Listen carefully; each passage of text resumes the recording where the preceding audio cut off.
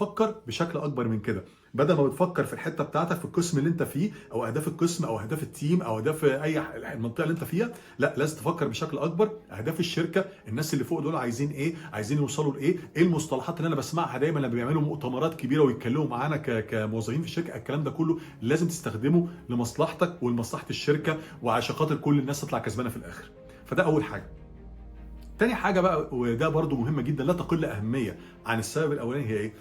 كل شركه فيها طريقه وهميه يعني ايه؟ يعني مش باينه، مش مكتوبه على بالورقه والقلم والكلام ده كله، طريقه وهميه لترقيه الناس. يعني مثلا بيسموها بالانجليزي ديسيجن ماتريكس، او مثلا بتاع ده سكسيشن بلاننج ماتريكس، اللي انت ايه بتيجي تفكر الناس دي بتترقى بناء على ايه. يعني اديك مثال، في شركات كتير عالميه بيعملوا ايه؟